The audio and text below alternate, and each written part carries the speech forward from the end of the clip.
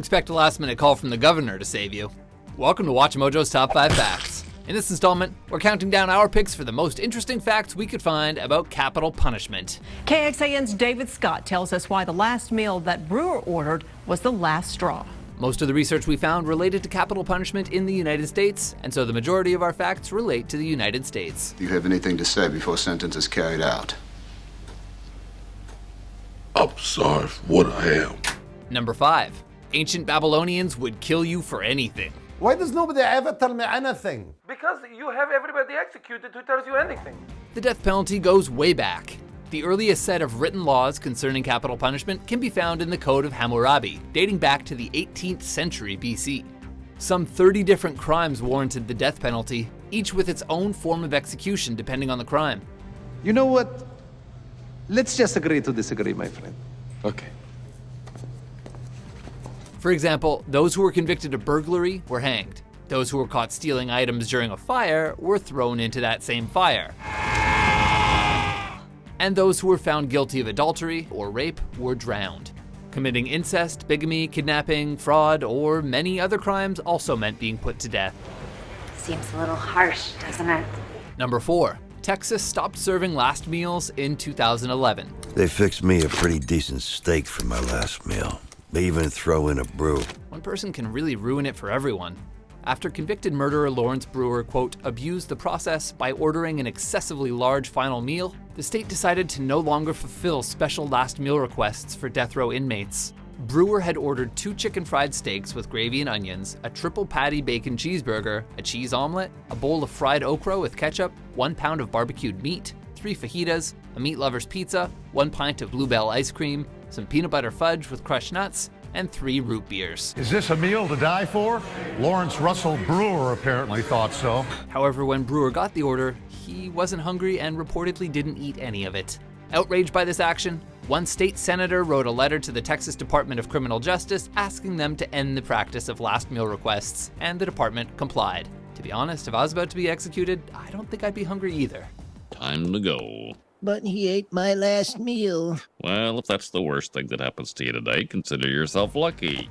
Number 3. States are scrambling to find new ways to kill inmates. Seem like white folk ain't never had a bright idea in their life. It's coming up with all kinds of ways to kill your ass. And by new ways, we actually mean going back to old ways. In 2011, an embargo from the European Union prevented drug companies from getting key ingredients for lethal injections to the US. As a result, various states have passed laws to use old, discarded methods of execution as backup in case they no longer have access to the drugs.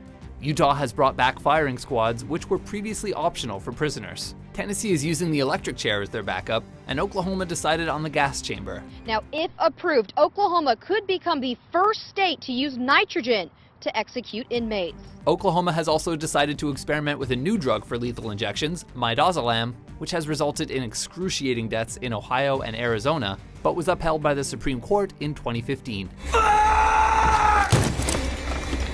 Number 2. Experts doubt it deters murder.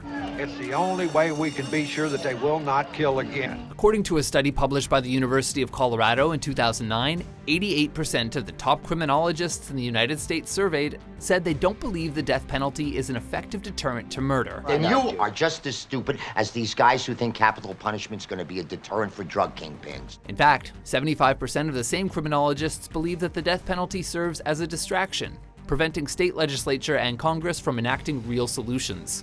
If those numbers aren't convincing enough, a 2012 report by the National Research Council looked at more than 30 years of data and concluded that studies which claimed that the death penalty was a deterrent to crime were based on flawed methodology and should not be considered when determining policy. Call me sentimental, but I'd rather see him fry. The report concluded that these studies are unreliable since they fail to take into account key information, such as non-capital punishment options, so the model of capital punishment as a deterrent isn't credible. As if drug kingpins didn't live their day-to-day lives under the possibility of execution. Number 1. In California, it's more expensive than life in prison. Justice doesn't come cheap.